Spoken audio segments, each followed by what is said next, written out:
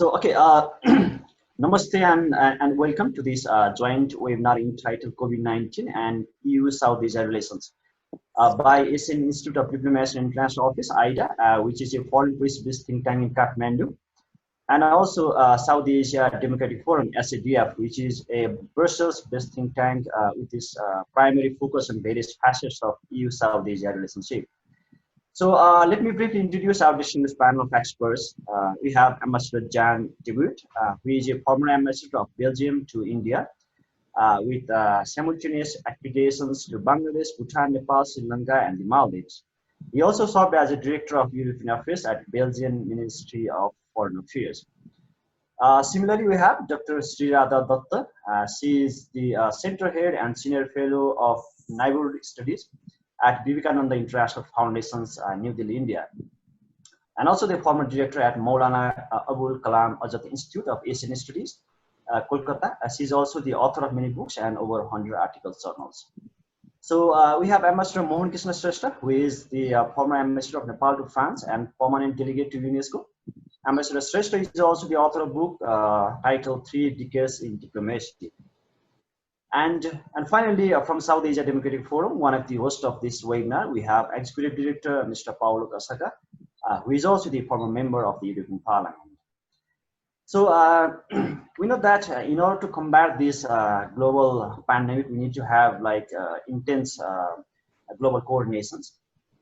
Though geographically, EU and SAARC are not directly connected, regions are cooperating in various fronts. For instance, the EU is South Asia's largest partner, trading partner, I mean, and also the major development and aid partners. Correspondingly, that we know EU is also the observers of the SAARC. So basically, we are trying to analyze through this webinar that how like EU and SAARC is responding to the COVID-19 pandemic, and how this both region, should collaborate during and after this pandemic. And moreover, our experts will also analyze the trade, economic development cooperation between EU and SAARC. Similarly, the post-COVID-19 scenario, and maybe like we need to also let me talk about the regional economic integrations, especially after the Brexit, and then what is the impact it is going to make. And in South Asia, we know that the SAARC process is stalled for a long time. So without further ado, I would like to request each of our distinguished panelists to make the opening interventions in about 10 to 12 minutes, and then we'll take some questions from attendees. And finally, 2 to 3 minute closing remarks from each panelist again. So I think we can make one intervention from you and one from South Asia. So may I start with Ambassador Jan, sir? Okay. So sorry, yeah. Floor is yours, sir. Ambassador Jan, sorry. Yep. Okay. Good morning and good afternoon to all of you. Thank you for the introduction, and thank you for the opportunity to share some ideas on how together we can try to come out of this crisis. The COVID-19 pandemic is, however, not over, and the second wave is still a possibility. So it is maybe a bit premature to make a full analysis of what happened and the lessons learned, but we can already share some observations. And I will touch upon 6 elements. First, in the EU, the virus was, of course, unknown, and that led initially to national reactions. There was then, secondly, a rapid return to cooperation between the EU member states. From the intergovernmental part between governments, we then moved on to an approach by the EU Commission, so the communitarian approach, and focusing and stressing the need to have a multilateral approach, not one, each one for itself. Then we have the question of the EU response to economic and social consequences of COVID-19, the extraordinary measures which are in view of the extraordinary situation necessary, and in particular, the Next Generation EU, which is a new instrument. And then lastly, the EU external action in light of COVID-19, and in particular, the EU-South Asia relations. So, as I said, the first point is the initial national reactions. The first major outbreak was in the industrial and densely populated northern part of Italy. And that created some kind of panic, to say it bluntly, in the rest of Europe. In the globalized and interconnected world, the virus spread very swiftly through Europe. Even if China made the DNA of the virus rapidly available, the highly contagious and potentially deadly virus, we still had no specific treatment, and there was no vaccination and no prospect of a vaccination.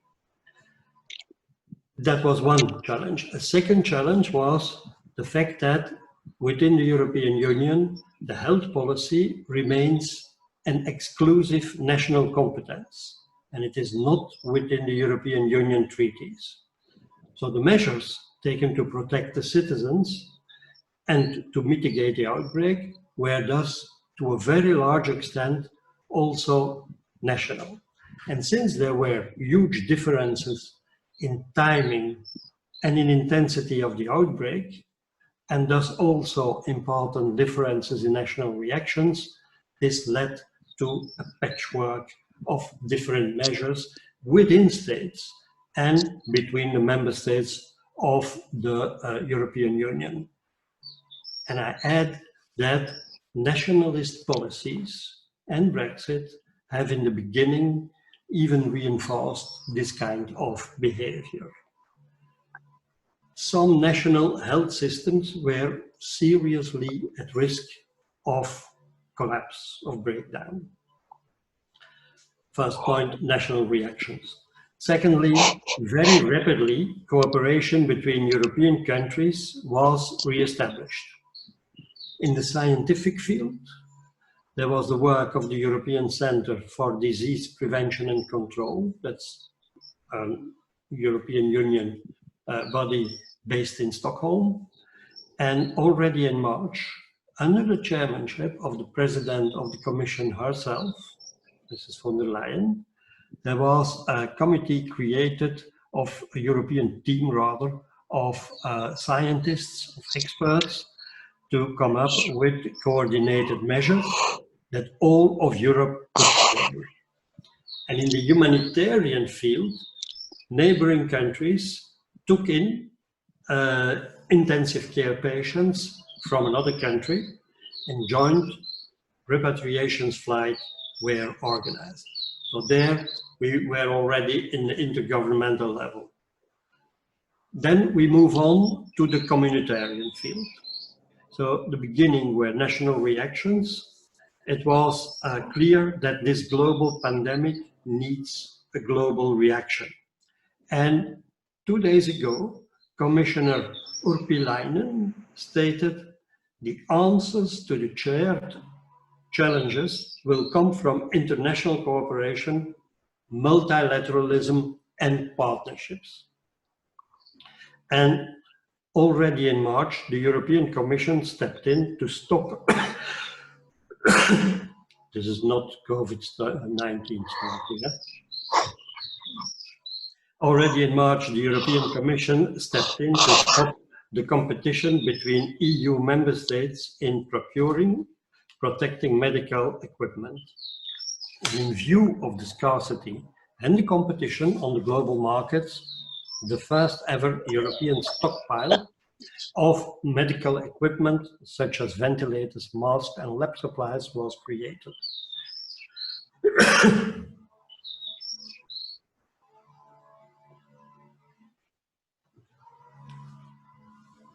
And the Commission finances 90% of this stockpile.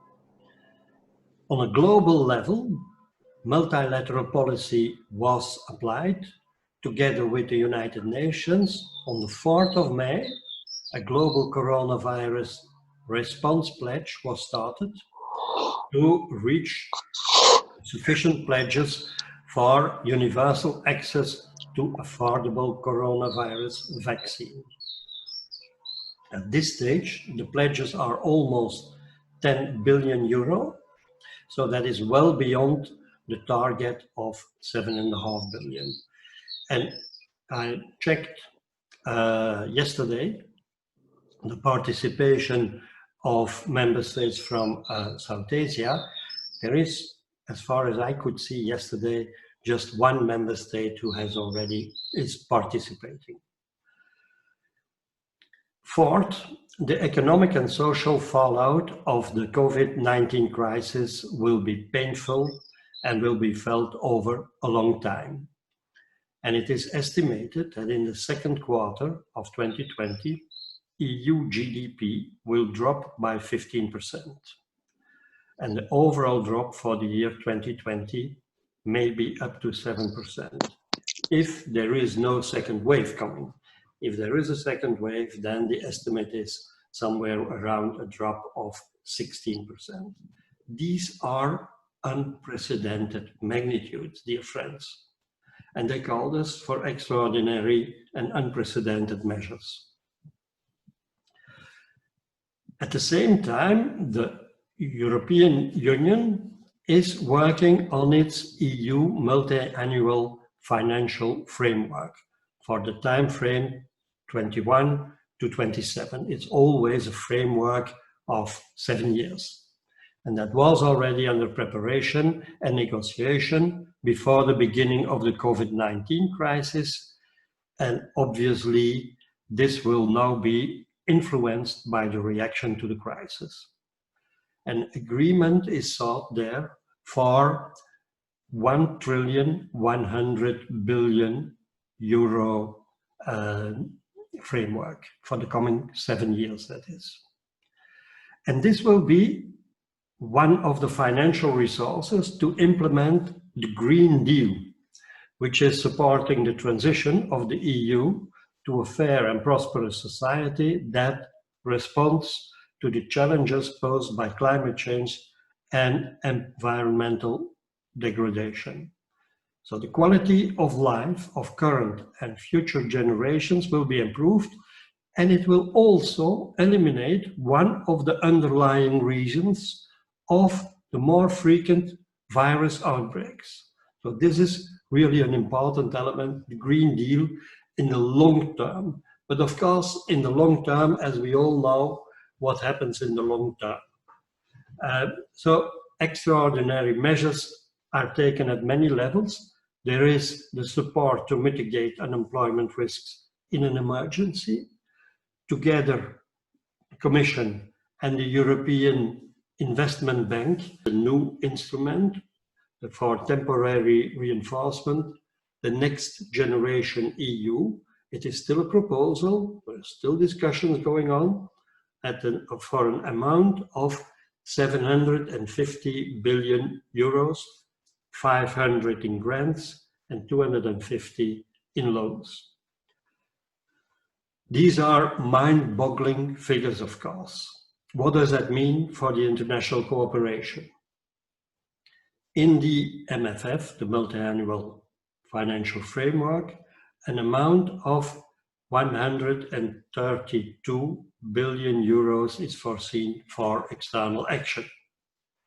And for the Neighbourhood, Development and International Cooperation Initiative and the Humanitarian Aid Instrument, an amount of 86 billion euros is foreseen. Now the question is, of course, how much will be earmarked for the cooperation with South Asia countries and how much for EU-SAARC cooperation. Development cooperation between the EU and the countries of South Asia covers financial and technical aid as well as economic cooperation. And the priorities there are regional stability, poverty alleviation, human rights, sustainable development, good governance, and labor rights. And in the EU-SAARC cooperation, we seek to promote the harmonization of standards and the facilitation of trade, and to raise awareness of the benefits of regional cooperation. It seems obvious to me that health policy will be added to these priorities, both in the cooperation level with the states and in the EU-SAARC cooperation. But that is, of course, an issue that SAARC member states have first to agree upon. If you allow me one bit of advice, the more united South Asian countries and SAARC negotiators start the next round of negotiations on the cooperation with the EU, the better the result will be. So as we all know, crises are also opportunities, and COVID-19 may be an incentive to increase the SAARC cooperation, as we are already doing within the EU. Thank you. Thank you, Ambassador Jan, for your valuable remarks. I think you also rightly pointed out how we can turn this crisis into opportunity in order to strengthen the regional economic integrations, and that is really valuable solutions, I guess. And now I'd like to request Ambassador Mohan Krishna Shrestha sir to make his remarks. I request my colleague at AIDIA to unmute him. Yeah. Okay, Shyamji. Yeah, please. Thank you, Shyamji. First of all, this is the first time I'm speaking on webinar, and using this opportunity, I'd like to thank AIDIA and SADF for hosting this important seminar through web. And I send greetings to all panelists and our attendees also. Actually, now, what I feel that we are in lockdown since 71 days, but this COVID-19 pandemic has not only locked down us, but knocked down to the world, Everything is in devastation. There is no contact between the people and the countries. Everything is lost. We cannot see our people. We are afraid to see the people. What type of problem is here in the world now? In my lifetime, I have never experienced like this. And what shall we do? We have no other ways but to combat. So I would like to use 3 words. Now, on the shoulders of all the people around the world, there are 3 things to do. And the governments, of course, to combat, to conquer the COVID-19, and to recover from it. These are the 3 main things we have to do by all the countries unilaterally and concertedly, So what everybody know what is COVID-19 coronavirus now. Everybody in a way are under suffering. Everybody know, I don't need to go all the details, this and that. Just now before coming to webinar, I checked the figures. A total of 6.5 million people have been affected, and around 388,000 people have died. So let's think about the social and financial cost of these enormous volume of deaths, Really, a few weeks ago, when I saw some pictures of Italy, I could not see that pictures, people dying in a lack of oxygen and cannot breathe, What a devastation is this? So this is a global pandemic, and each and every country, each and everybody in all the countries must join hands to combat this terrible pandemic. And all the details everybody know, I don't need to go in details. But at the same time, I really want to know something. Why this terrible or very important dangerous questions are arising. Maybe everybody know that even after such a devastation, we are not yet sure what is the real origin of this pandemic, COVID-19. As people are saying, scientists are saying, it has come from the bats, but some other countries are saying they are manufactured in the labs. And startingly, there are two things I really want to mention here for attention of all the attendees and panelists. Professor Nobel laureate Luc Montagnier of France and Professor Tasuku Honjo of Japan, both Nobel laureates, they have said this is not a natural phenomenon. And as you know, America is demanding for an independent investigation. China is also charging that the virus has come from America. So this type of things really very dangerous, I think. At one side, we have to combat this terrible problem, but even the serious questions are arising to its origin, you know. And if you see some Indian TV broadcast, as if there is a full sort of preparations are going on for the total nuclear war, you know. This is a very dangerous situation, and I think all the leaders of the world must take note of this thing, and we must finalize when the serious questions arise. We must find ways to tackle these serious questions. Yeah. And Mohan, sir, that's really like a crucial point. But you can also like focus on a little bit about like South Asia. No, I'm coming on that. I'm coming on sure, that. Sure. No, I'm coming on that. Just few lines, you know. As this, you have asked me to speak about the pandemic also. Now, then I'll come to EU and SAARC region. Okay, so that is few points which I really want to put my ideas. And on the European Union and SAARC relations, I checked with the website, and I think EU has a great interest on the activity of SAARC. SAARC was established in 1985. 35 years has already gone. But very unfortunately, SAARC should have been developed into a very viable and vibrant organization. But because of the lack of trust between biggest member countries, it is going in a very silly way. Even the summit has not taken place since last 4 years, you know. But nevertheless, I think EU has signed an agreement in 1996, and 1990 also they have signed another agreement for the regional integration and trade facilitation. That is very good. And because of their continuing interest on SAARC, EU has become a member observer status also. That is also very good. As Professor John has just mentioned that EU has very huge amount of money for cooperation to the development activities. So SAARC can really benefit from EU's kind cooperation. But the thing is that problem lies in our own side, not outside, what I understand. And we have to settle down such bilateral problems amicably between our SAARC member countries, and then only we can fully use our potentials. And on the bilateral level, I don't have figures about how much EU has given assistance to SAARC member countries to combat this COVID-19.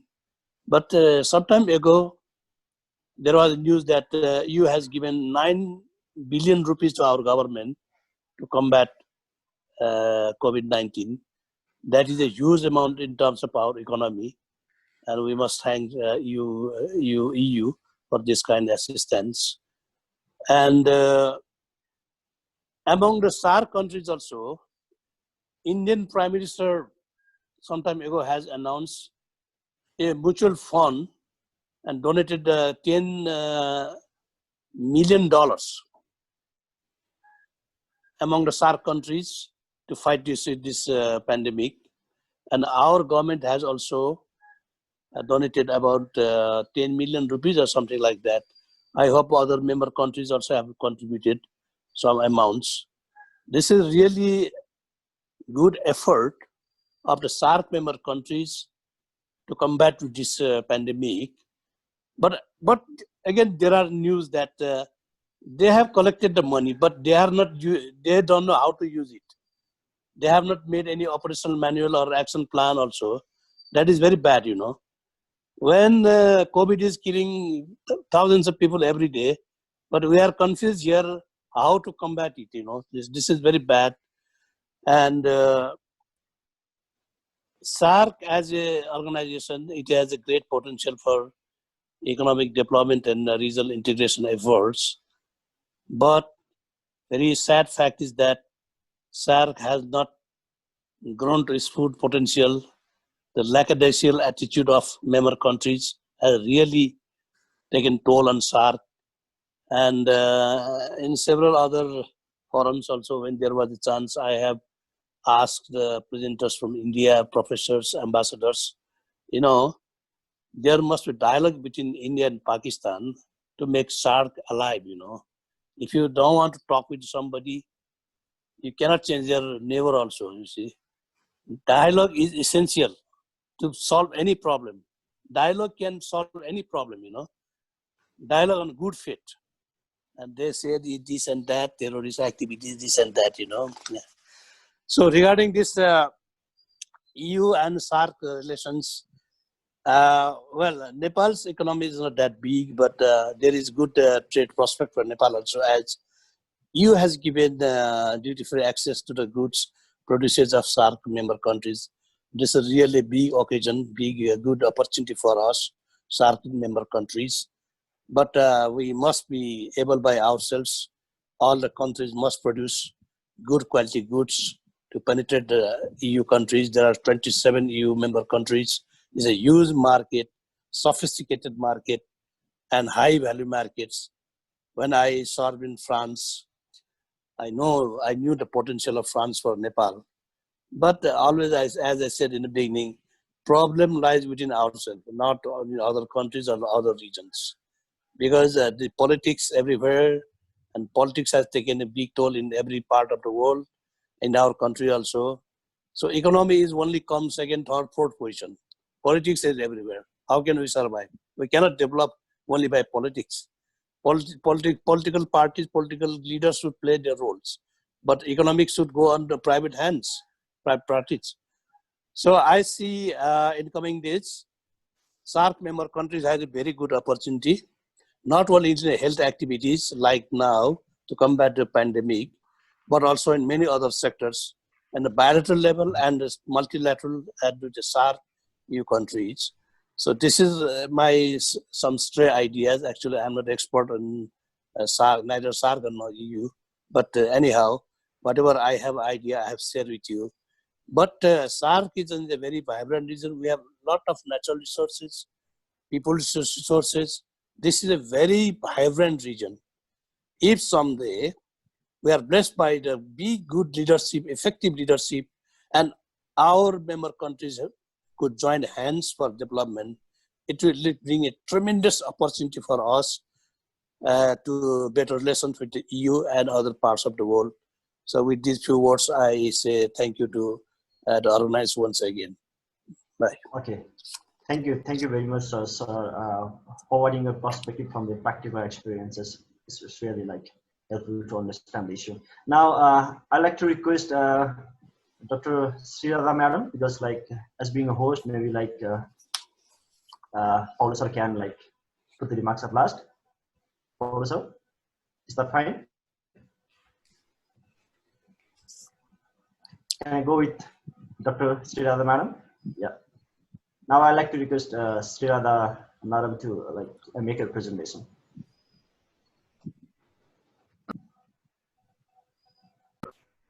Thank you, Shyam, for this opportunity. My warm greetings to all of you from a very hot Delhi.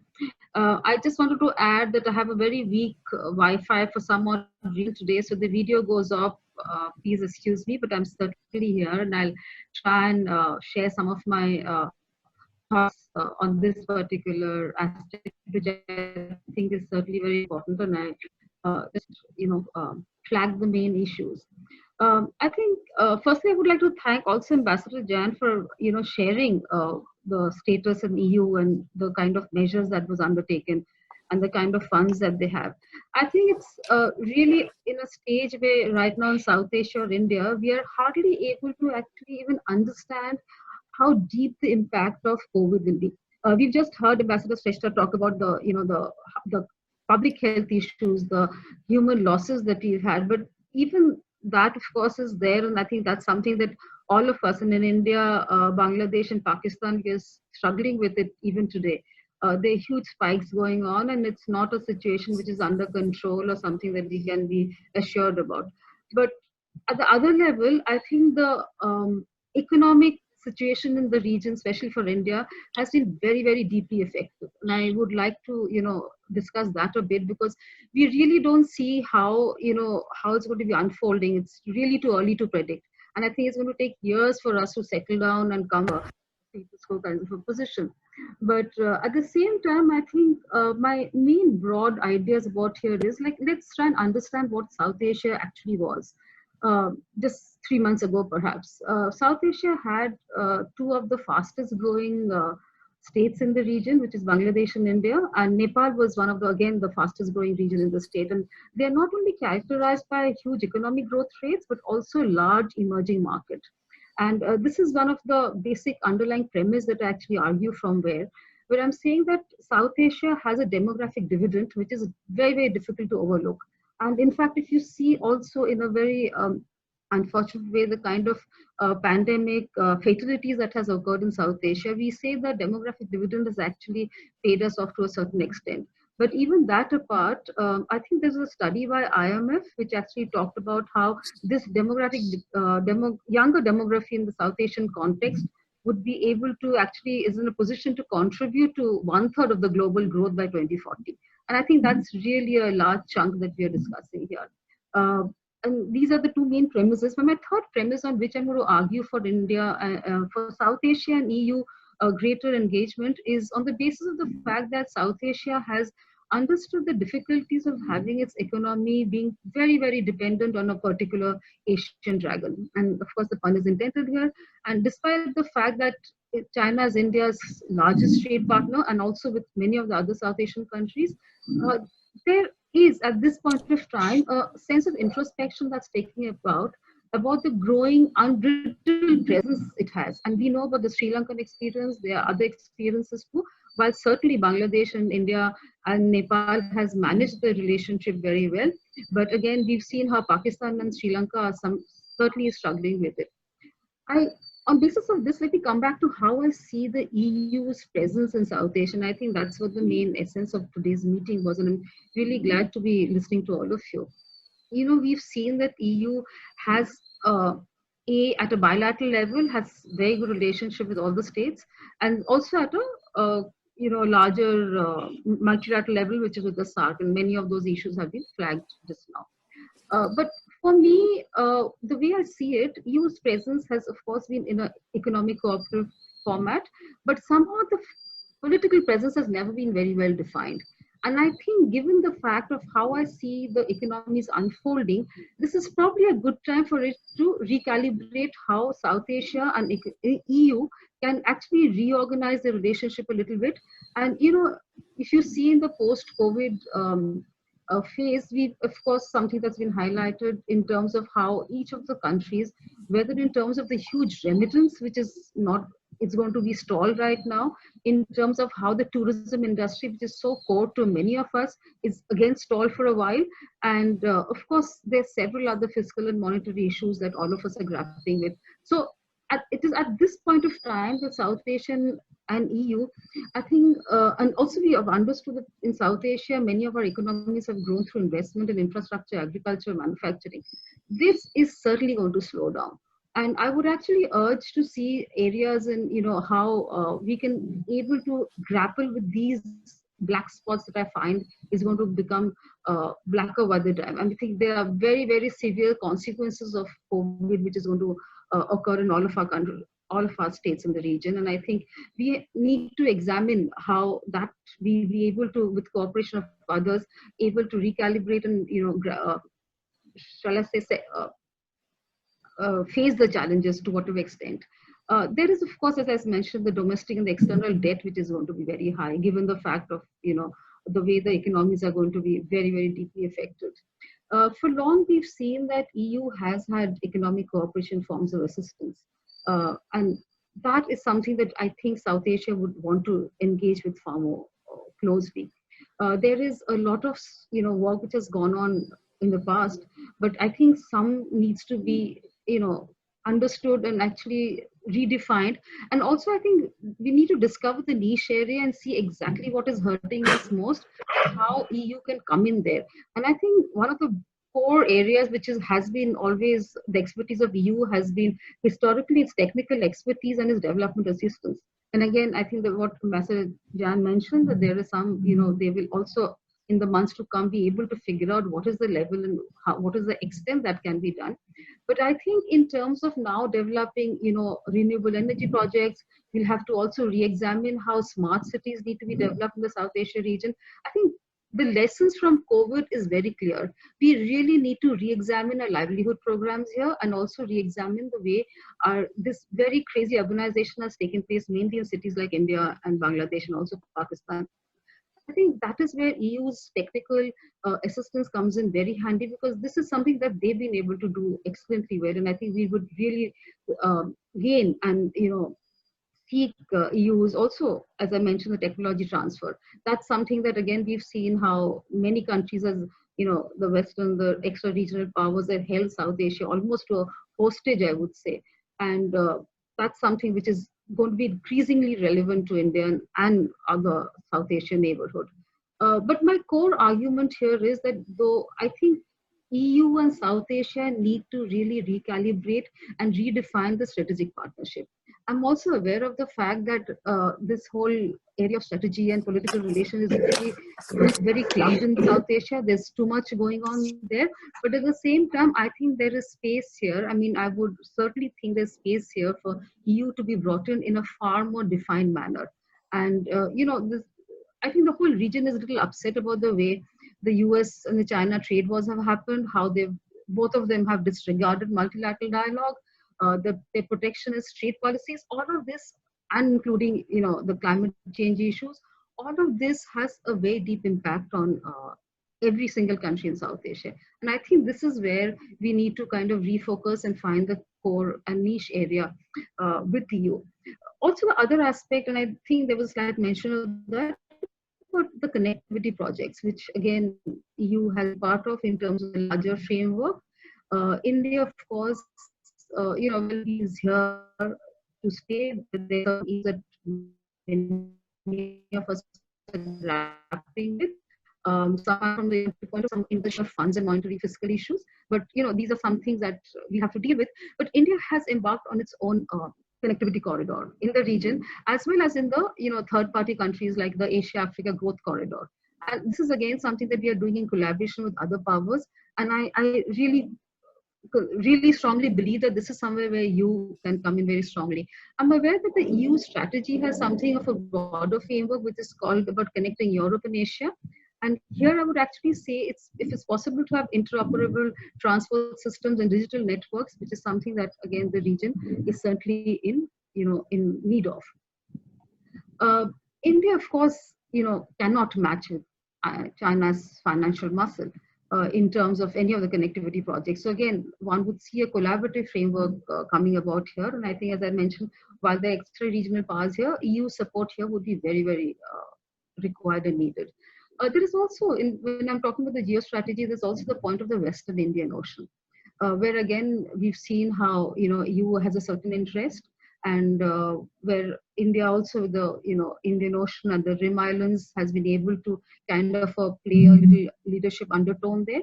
But again, maritime security, again, coming back to the Indian Ocean region, is something which is where EU also is a actor in that global trade, and it would want to keep the sea lines of communication open. So here again, I think both India and EU, certainly on a strategic base, have very many reasons to work together.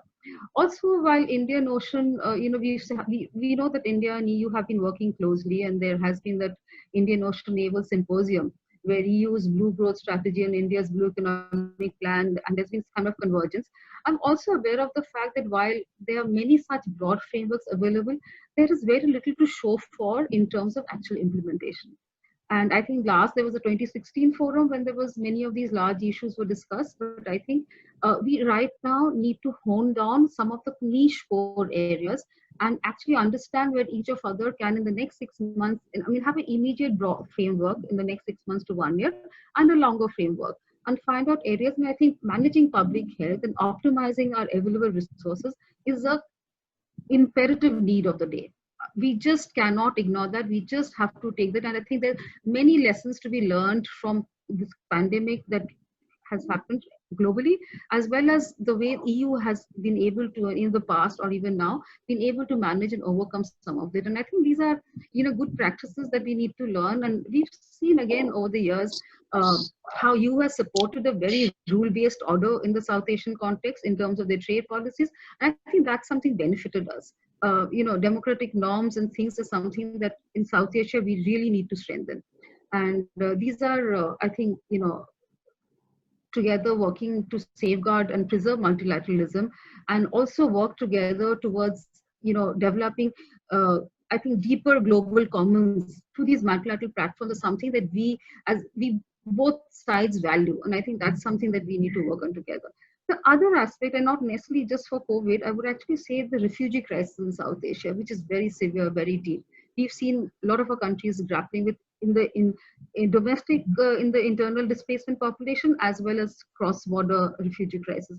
And this is again something that we need to learn from Europe. They've also been grappling with a lot of crises, but again, there is a lot to learn in terms of exchanging and collaborating and seeing how we can take this forward. Let me, close in by two main broad points I have in terms of EU and SAARC. SAARC, I think, Ambassador Shrestha just mentioned that, there are several issues that we are discussing, and if, of course, political differences has not allowed SAARC to grow and develop the way it is. But at the same time, and I'm part of this process that we are doing, there are two particular, individual processes that I'm part of, and I'm going to flag them and close my points just now. One is about developing regional value chains. This is something that we need to learn from EU, their experience as to how, unfortunately, that while we constantly discuss the fact that we need to disengage from China, it is very, very difficult right now to start manufacturing everything on our own. The global value chains is a very, very, close different ballgame that's happened, and it's affected us deeply. And I think pandemic has shown us the way that we need to develop a regional value chain, just the way EU has done very, very effectively. And this is not something, and I think, well, EU has been supportive and supporting many of the programs at the SAARC level. This is something I would right now say that we are ready to, take off, because all of us in the region understand that despite the political differences, the youth is now looking forward to the well-being of, the economics and the stability. And this is not possible if we don't develop our own regional value chain. And I think EU's wealth of technical expertise and knowledge comes in very handy. I'm going to close with my last one point that I'm developing. And again, that's a huge experience and learning from the EU experiences. But I'm developing a cross-border community in South Asia, where I'm basically focusing on India, Bangladesh, India, Nepal, and Indo-Myanmar borders. This is again something that EU has, taken it to a different level completely, while we are certainly not at that level at this point of time. But at the same time, there's a project that I'm working on right now. And I certainly feel that, while most of us are focusing constantly on the urban and the metros, we need to go beyond, because a lot of our human population actually our vast resources lie in the hinterland. But this is true for all the countries in South Asia. And I think if you don't develop a cross-border communities, develop them in the way that there is so much of ethnic overlap, knowledge overlap, systemic overlaps. And this is, again, I think where EU can come in very, very handy for us. And I would actually, think that we could probably kind of zero down in in the short term of the issues that we could discuss together, work and learn from each other, and get the assistance to EU, because I think South Asia right now really needs in many, many areas, and there's large scope for EU to come in, not only politically and strategically, but also through other ways, and of course a long term. And I know I've spent some time with GIGA in Germany, and I've often been hearing that how India often agrees to a lot of things, South Asia agrees to a lot of things, but when it comes to implementation, we lag behind. I do understand the very severe problem with us, but I hope the pandemic has taught us that there's certain issues we can't leave to the back burner anymore. And I hope EU's experience will teach us to do better. Thank you very much. Okay. Thank you, ma'am. Thank you for like focusing on why it is important to reimagine and recalibrate the whole dimensions of EU-South Asia relationship in terms of like, economic development partnership and strategic level. And in order to promote the common interest, I think that is really worthy to listen. So now I'd like to request Paulo sir to make a presentation. Good morning and good afternoon to everyone.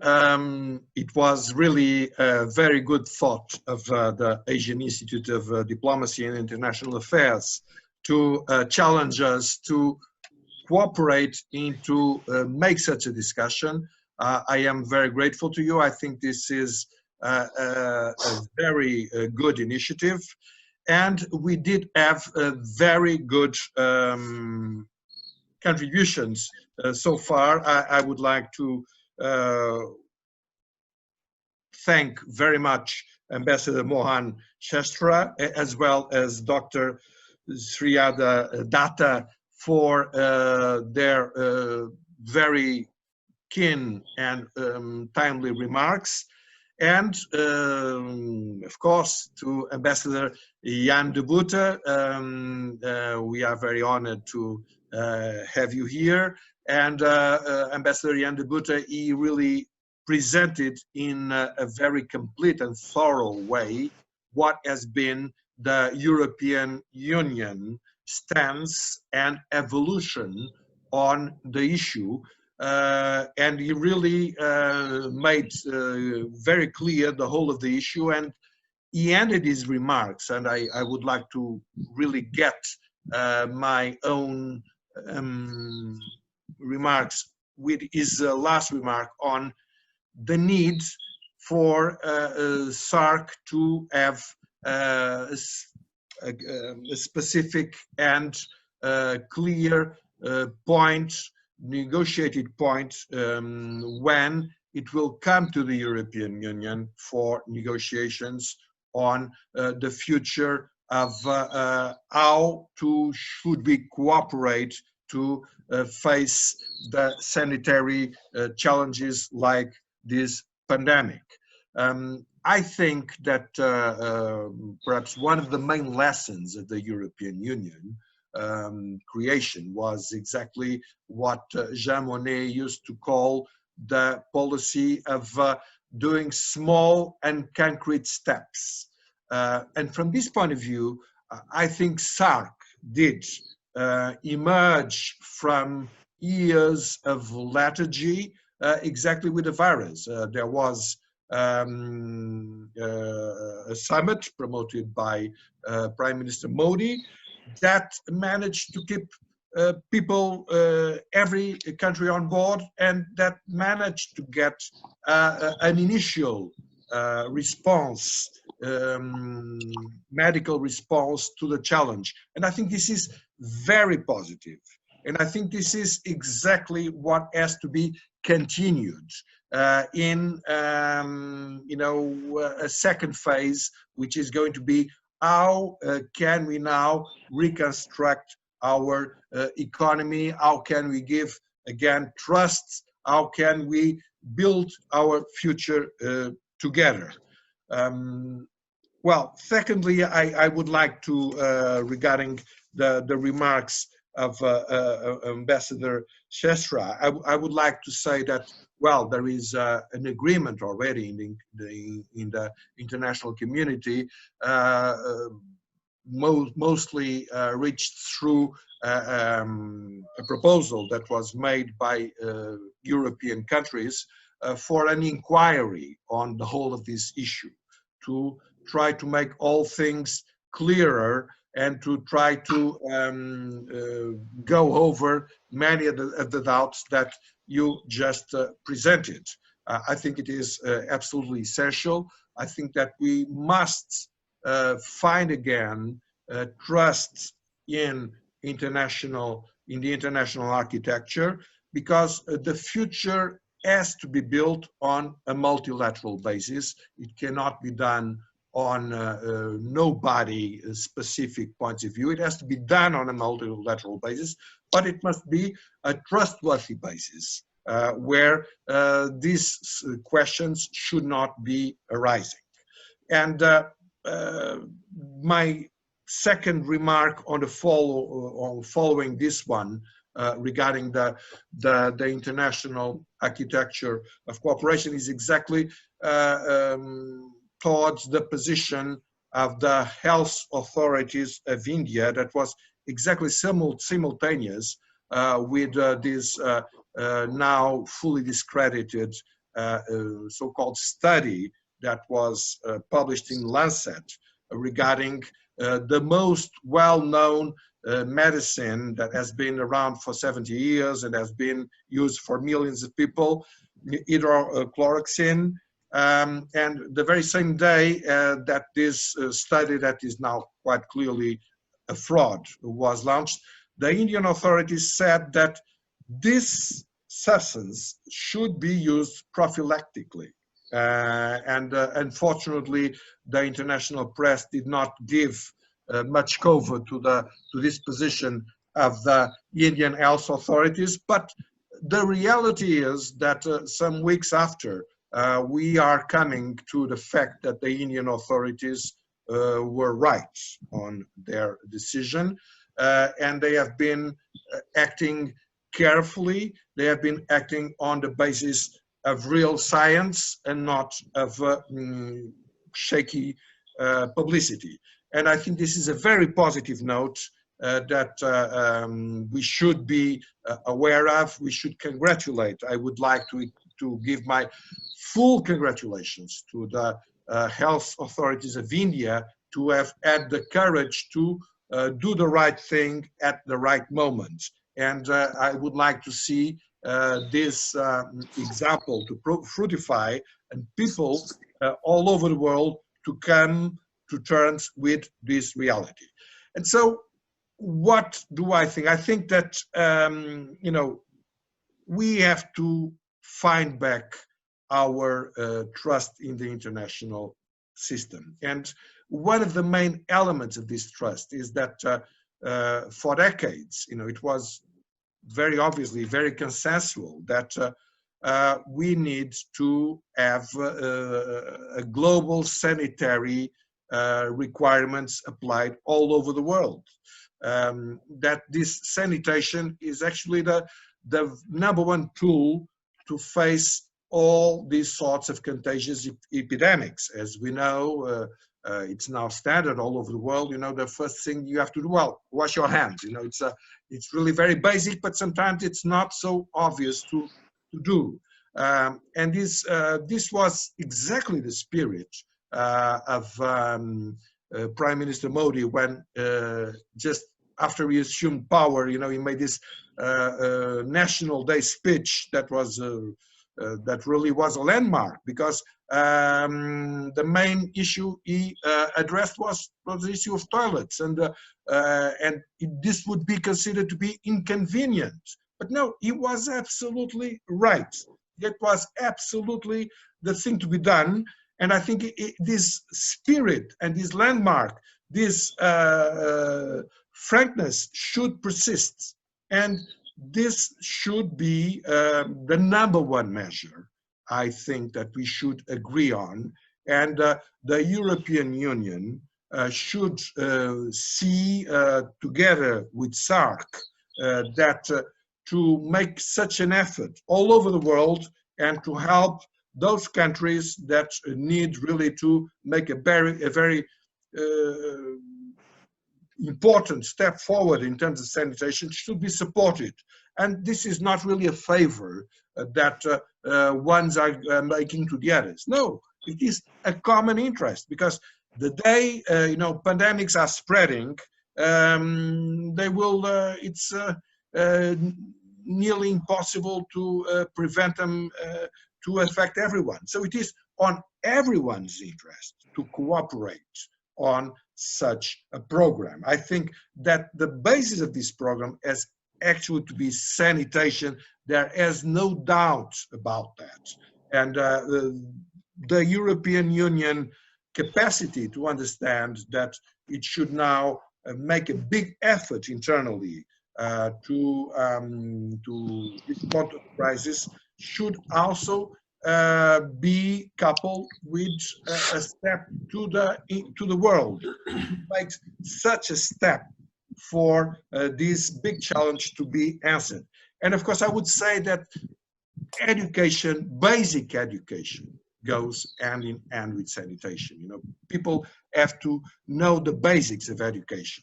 And so this is the second thing where I think there should be a very strong consensus, and the European Union should not spare any efforts, and SARC either.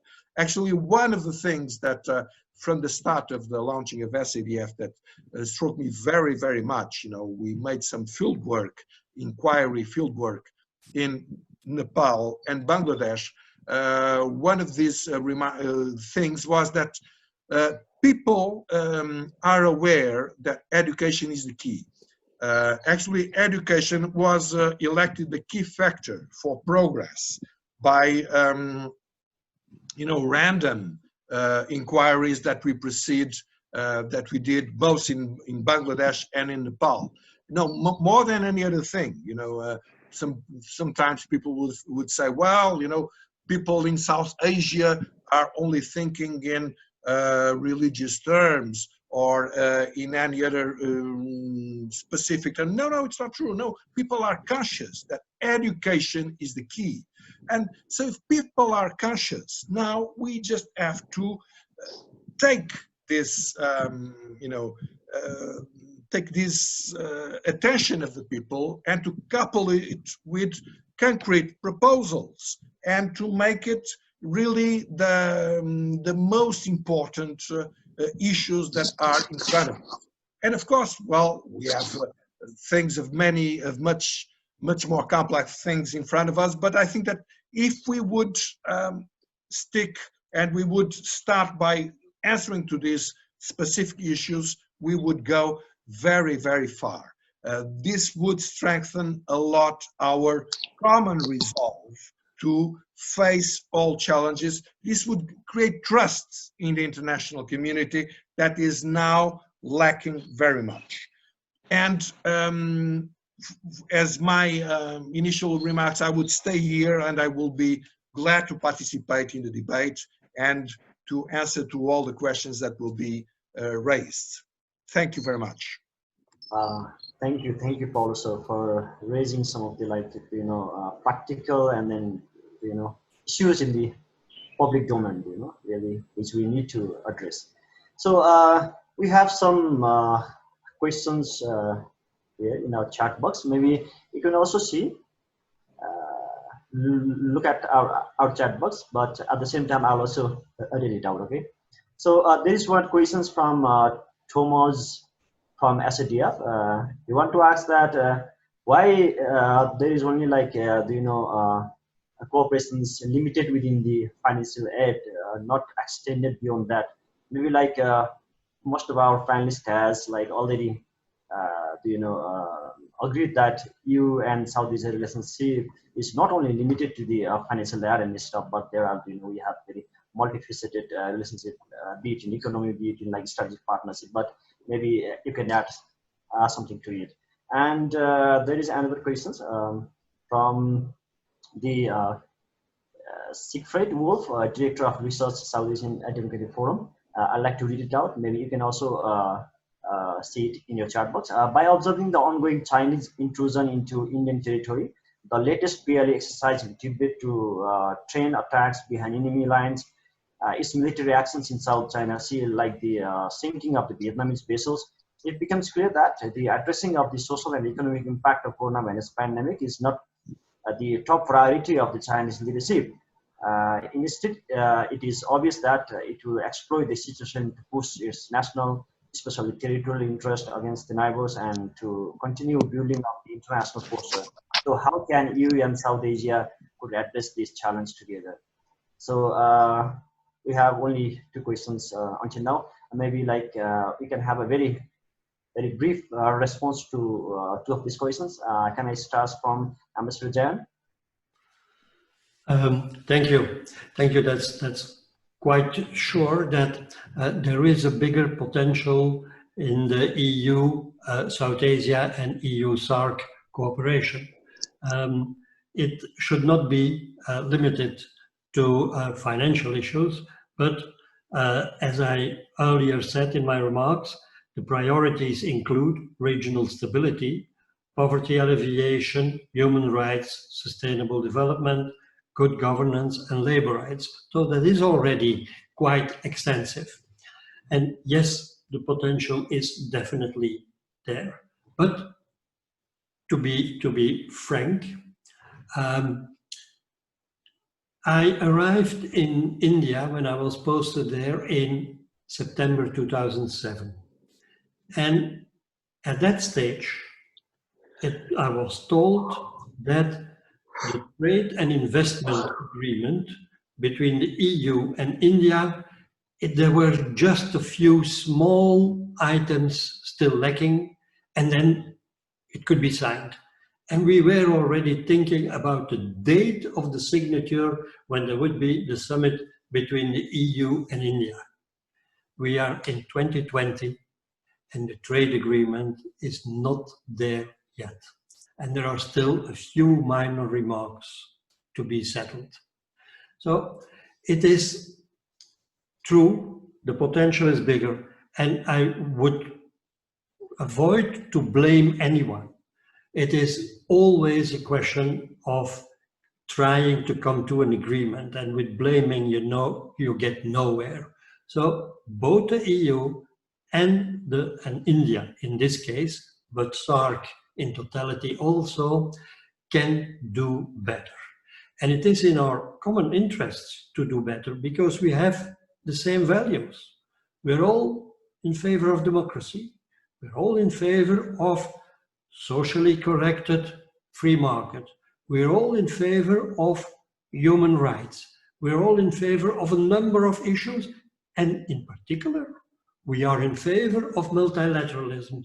So why don't we apply it first in our foreign policy and definitely in our regional policy, which is not foreign policy anymore because there you are implied yourself.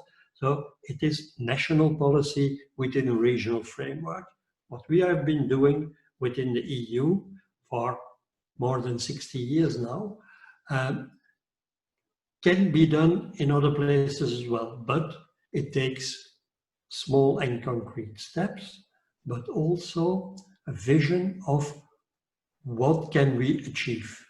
And this is something that is definitely lacking at this moment. Thank you. Okay, thank you, sir. I guess there is also another question posed to you. I'll read it out. How severely could a possible second wave of COVID, as mentioned by you, affect EU-South Asia economic relations bilaterally or multilaterally, especially trade prospect? The question is from Desika, research assistant of AIDIA. I don't have a crystal ball, of course, and I don't know how and when a possible second wave would occur. But we have lessons learned already. We know that a lockdown is important, but one should be careful not to extend it for too long a time, and things like that we have learned. We know that the trio of measures is the first thing to do. Indeed, as Paulo said, sanitation, but then you have to do quarantine if necessary, testing, and develop a vaccine if possible. The vaccine and made it available over the world. That's why this fund, these pledges of almost 10 billion euros are so important, that it can be made available universally, because otherwise it will not work.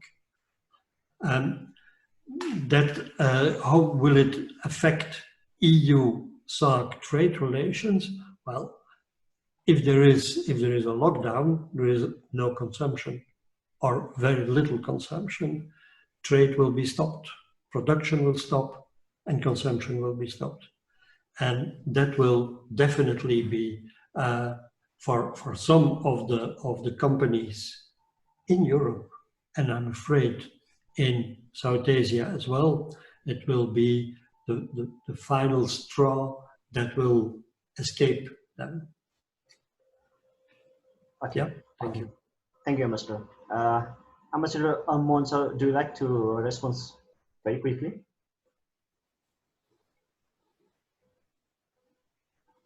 Mohan, sir? I think our colleague, okay, fine. What is the question? I mean, is there a particular question?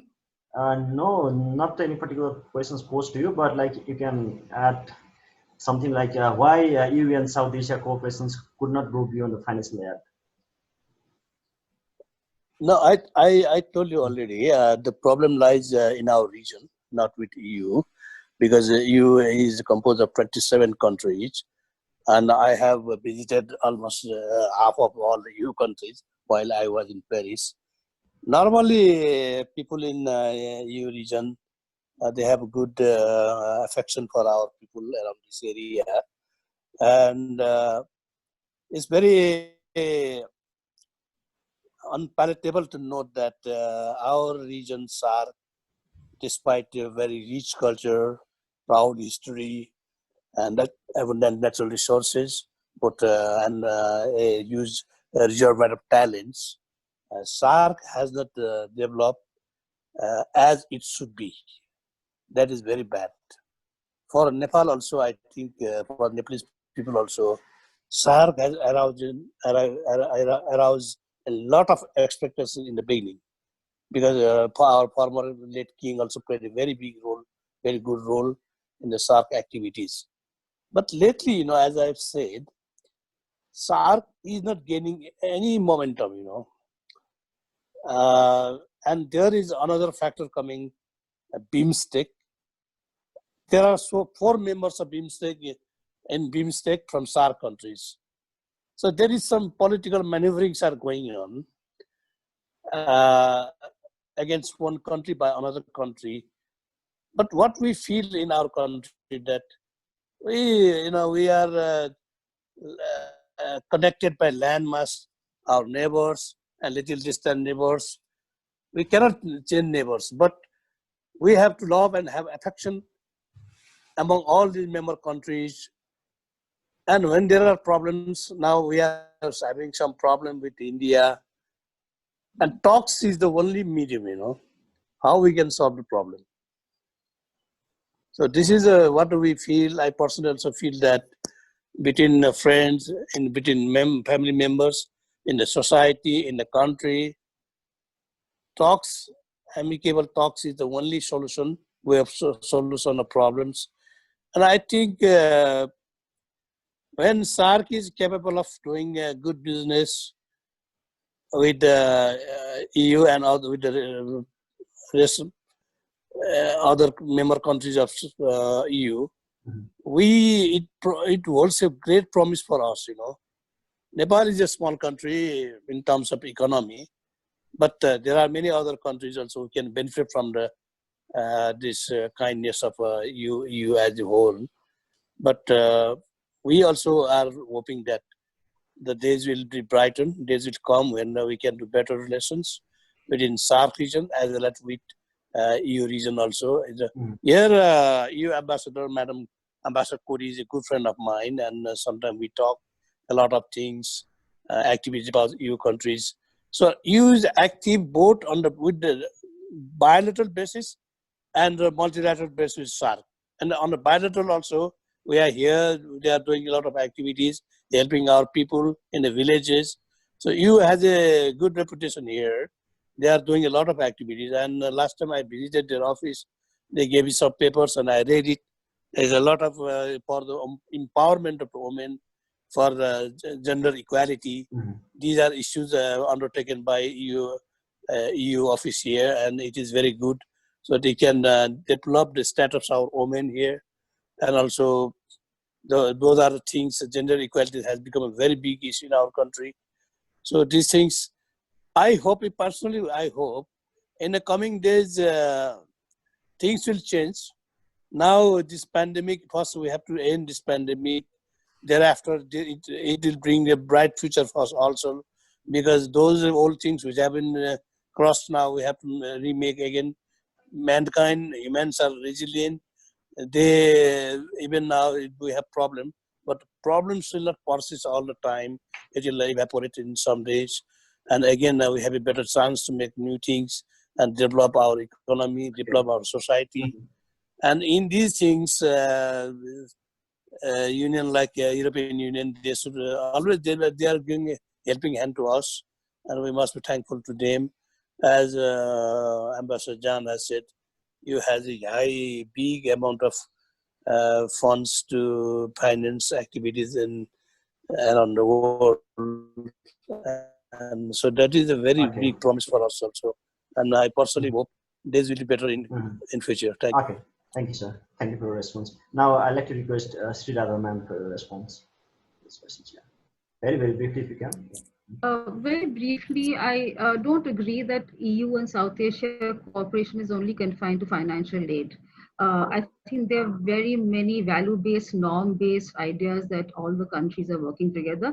Of course, there's lots of bilateral progression going on, and that's how most of the countries work with the EU at a bilateral level, apart from the fact that I've mentioned they're huge trade partners.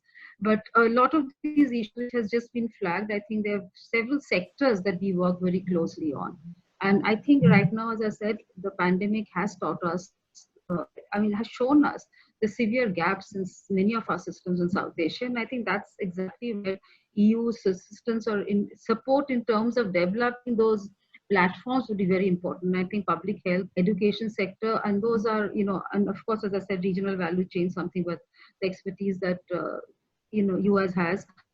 I think something that we could work on very closely. And I think there's a point that Dr. Wolf has mentioned about how EU and South Asia could address the challenge which we are facing with vis-a-vis China. As I said that in the very beginning, I think there's a need to recalibrate. The last instance I really remember EU being active politically in South Asia was during 2006, 2007 in Bangladesh. That was that interregnum period when there was that caretaker government led. That was the only time I saw the EU was very, very, politically active and wanting to bring a change, because the situation on the ground was so drastic. But that apart, in the last one decade or plus, I haven't seen EU very strongly come in politically. I think this is a space, and I think there's a space for all of us in South Asia, and especially in India, that we need to have more powers. Of course, Quad and other by extra-regional players are there, and I know it's crowded, but at the same time, I think EU's partnership, which brings a lot more value-based ideas to the table, is very different, where there's a very sheer power jostling when it comes to India's relation with the other powers. This is not so for EU, and I think that's all the more reason why EU and South Asia especially should be cooperating. And I think while all the points about SAARC and everything is there, but at the same time, there are certain, some trade-based issues which are still carry on. The connectivity issues which are still work in progress. It's true SAARC could have worked far more effectively, but I think there are huge political differences. Until we sort that out, it's not possible. But at the same time, there's certain things on the ground, and there are trade organization bodies who are very effectively working. It's slow, and I completely agree to the point I think Ambassador Yan made, that and I said this myself, that in my time spent at Giga, I saw that while there were dialogues and other mechanisms in place between EU and India, much of the implementation never took place. It was all there, written up, but nobody ever took it forward. And I do agree that for India, EU has not seen priority. They've always been struggling with trying to make friends with either US or China, or, so EU has not been priority. But as I'm saying, I think there'll be recalibration, and we have to reinvest ourselves in different, powers and different friends that we now, think we should be developing. I can only speak for myself.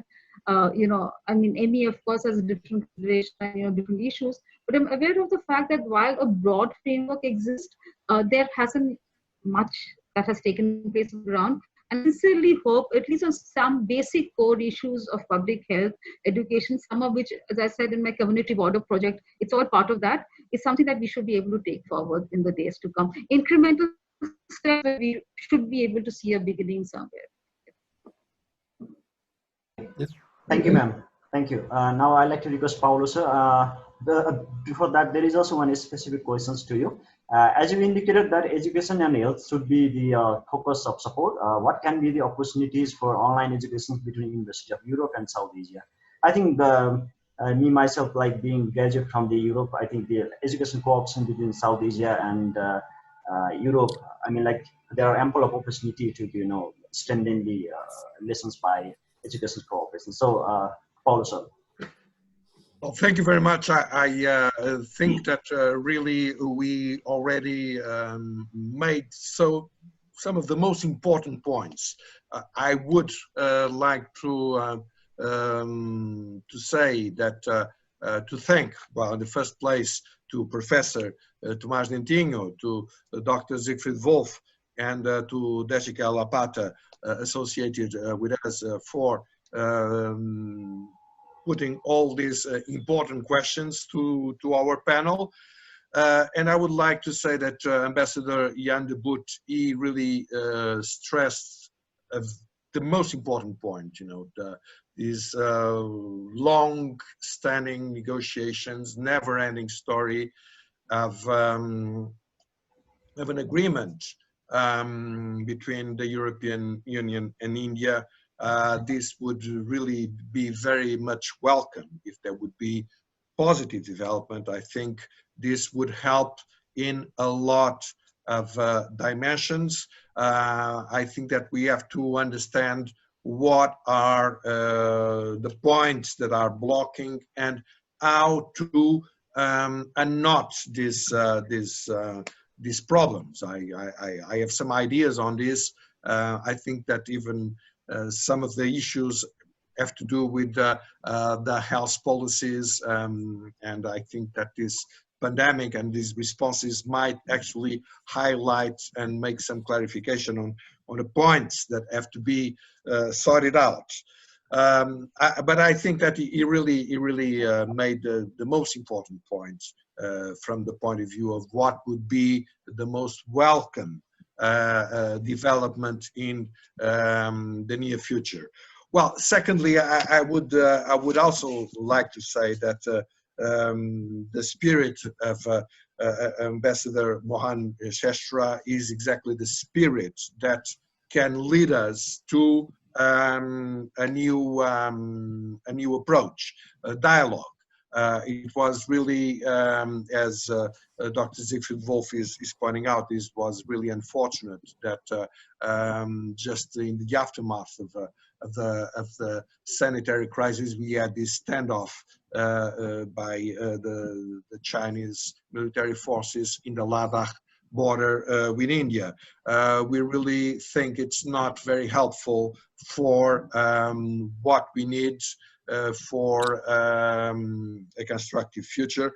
And I think that Ambassador Shrestha is absolutely right on the need to strengthen the dialogue as the key to get over all the issues that we are facing. Dr. Datta, she said something that really is the key to answer the specific issue raised by Professor Dentinho, and he mentioned my name in particular. The issue is not financial. I mean, when we think about the European Union-South Asia relations, we should never start by the financial angle. She is absolutely right. And if we would choose some angle, I think that the angle raised by Professor Dentinho is exactly the needed one. That is, we need, I think, the more I know about South Asia, the more I think it's very similar with the European Union. Much more than people think, especially in the attitudes. Of course, levels of development and levels of material wealth might be very different, they might, but you know, the spirit and the way the mechanisms, the social mechanisms, are much more similar than one could think. And so what we really need is dialogue. And you know, Erasmus Mundi has been in the past the most important program of the European Union to develop university cooperation between South Asia and the European Union. And by the way, SADF has been a partner of some of these programs, one of them on the Erasmus, directly on the Erasmus angle, the other one on the Agenda 2020, more on global scientific issues, but also relates with cooperation with universities. It's with India, global India. And I think this is really the key factor, because we need to know each other much better. And the way to do it is exactly to allowing the dialogue to be done. We are now, you know, doing this webinar, you know, now it's becoming a bit the norm. We know why, but I do not think it would be a good idea to stay there forever. I think that we really need to socialize. It's fundamental. We need to know, you know, face to face our South Asian counterparts in Europe and vice versa, Europeans in South Asia. We need that because we need to understand how common it is, our heritage, our challenges, our objectives, our way of looking at life. And this needs something more than what you know, these electronic means can give us. And so I would really make a strong appeal, you know, answering a bit the challenge raised by Professor Coutinho, that please do not curtail relations between European Union and South Asia, you know, the travel, but quite on the contrary, do more than you did in the past.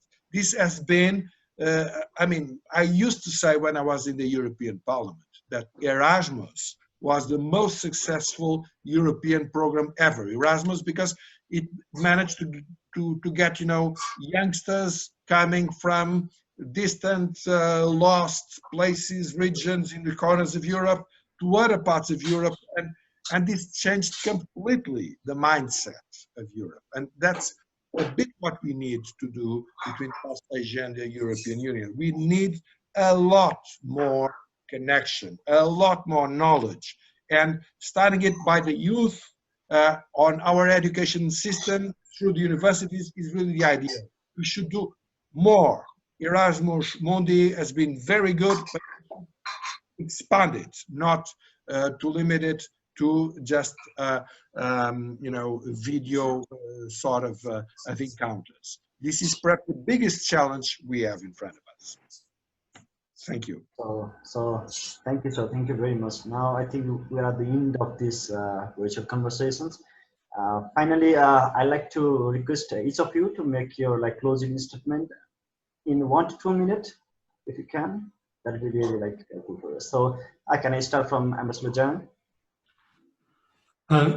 Thank you. Thank you very much. I think that indeed what Paulo just said, we need to know each other better, and we need to do this more frequently. The electronic means are there. We need to use them better and more heavily, more intensely.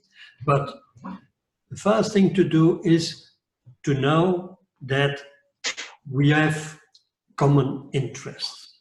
People are in common values, and as long as we know that these values as human beings are the same in South Asia and in the member states of the EU and in the EU, and we take the European Economic Area and United Kingdom with it, of course. It is not because Brexit happened that the UK doesn't have the same values anymore, and the people of the UK. Let's be very open and very frank about that. But we have, that is the first thing to do. And then the second one is we have to take the organizations seriously. I remember vividly that I had a number of discussions with my colleagues in many ministries within the countries I was accredited to. And I was flabbergasted to hear that they said, well, the EU, we don't know what it is really. We prefer to talk directly with United Kingdom at that stage, former colonial power. We prefer to talk directly with Germany.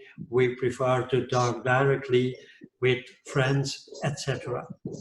Which meant that as a representative of Belgium, they did not prefer to talk to me. That's what they were saying. And whereas when we talk as European Union, we have a common interest, and if the countries of South Asia talk as SAARC, you have a common interest, and together we have a real weight in the world. You know, SAARC, the population of that group, and the population of Europe, and I mean not just population, but also the influence, thanks to the economic weight and other factors that are playing, because then together we can influence maybe for a large part the world. And the world does not depend just on superpowers or hyperpowers. The world depends on human beings like we are doing it today. Thank you. Thank you. Thank you, Ambassador. Now I'd like to request Ambassador Mohan for your brief remarks. Thank you, Shyamji, once again. I reiterate my point, few points. Like regarding the pandemic, we must combat very well, conquer, and then we have to recoup all losses we have. It has done to our humanity. And on EU-SAARC relations, when SAARC countries will be able to realize the opportunities, the cooperation to be offered by EU, it will be really a big stimulus to our region, that I firmly believe. For this region, I again say as my main point that dialogues between varying parties is the only solution of the problem. There is a saying, there is no lock made without a key. Similarly, I hold the view that there is no problem without a solution. Like, just to give an example, America and Vietnam for 30 long years, finally in 1972, when they had a dialogue, diplomatic dialogue in Paris, the problem was solved, the war ended. Now they are the biggest trading partners. So this is the peace dividend normally brought by the negotiations and talks and dialogues. So I'm very hopeful. Time will change. No country can remain intransigent forever, and the leaders will realize that we are really missing a very good bandwagon, and sanity will prevail in future. And we can. I'm an optimistic man, and I say like this, despite knowing that there are so many problems. But still, I hold a view for future that our region is a very good region. People are very nice. We have very nice culture, history, geography, everything very good. Only thing that we lack sanity among the leaders. It will come someday. Thank you. Thank you. Thank you, sir. Now I'd like to request Sreeradha ma'am for your final take. Very briefly, I think I'll just suggest that, while the government and foreign ministries have their own imperatives and their own rationale to go ahead and not to, do other things, but I think some of us working at the think tanks at the, at the track 2 level, we can only push our ideas to extent. We can, hone them to the point that we can. And I hope, and I think we've seen in many of these track tours that I've been part of all my years, that somewhere along the way, the ministry or the government does take into cognition those things. So I think at this level, if we can kind of, put it together, ideas and thoughts, I'm sure, as all of us agree, that there is only that much more betterment that is going to happen in a cooperative framework. And I think discussions, dialogue, there is never end to that. And I think we all learn from each other. And I think that's the main, platform that I'm basing myself on. And I think at my level, I'll be more than happy to take this forward. As I was saying, once my book is out on the, I'm looking at basically the northeast of India, but where I'm again looking at the border issues that India has with the neighbors. And how we can, take that forward, how we can make the hinterland a part of the main cities in all of, say, South Asia. I think, as I said, these are some learnings that we can do in a big way from EU. Their practices, their best practices. And I think let's begin at our level. And we hope, and we can only wish, that the foreign ministries and the governments can take it forward from there. Thank you. Thank you, madam. Before moving to the Paulo sir, I like to express my sincere gratitude to Mohan sir, Ambassador Jan, and Dr. Sreeradha ma'am for your valuable interventions and participations. I think this is really very interactive and worthy to listen and in order to promote these relations between South Asia and EU. And I'd also like to express my sincere gratitude to Paulo sir and AIDIA for collaborating with us for jointly hosting this webinar. And we're also looking forward to the similar kind of cooperation in the future. So over to you, Paulo sir. Thank you very much. From my side, I would like to thank the Asian Institute of Diplomacy and International Affairs for this cooperation. I think it was very successful. I would like to give my warm,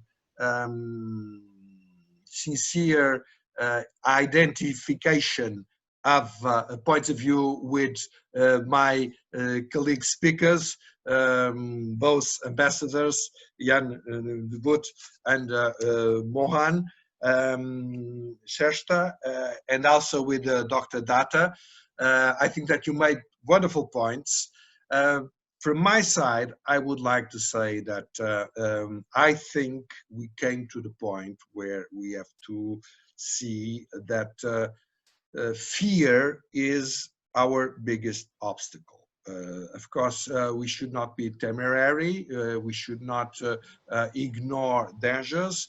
We should not look the other way around, but we should not get obsessed either. I mean, it's as Ambassador Jan Deboutte said already, I mean, in the long run, we all know what is going to happen. There is no alternative to this.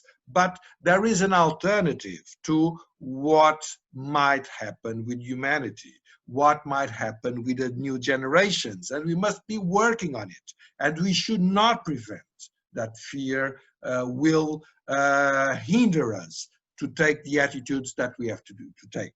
We must act. We must be proactive, going to the others, not be afraid of the others, and thinking that we are all citizens of the same planet, and we have to work together to understand each other, to make a better future, if not that much for somebody like me, but at the very least to the younger generations. And thank you all, and let's hope that we will be seeing this in the past tense as soon as possible, and we will look at our opportunities for cooperation in the full year. That's my very, very deep feeling right now. Thank you all, and looking forward to a next occasion. Goodbye. Thank you. Thank you. Thank you.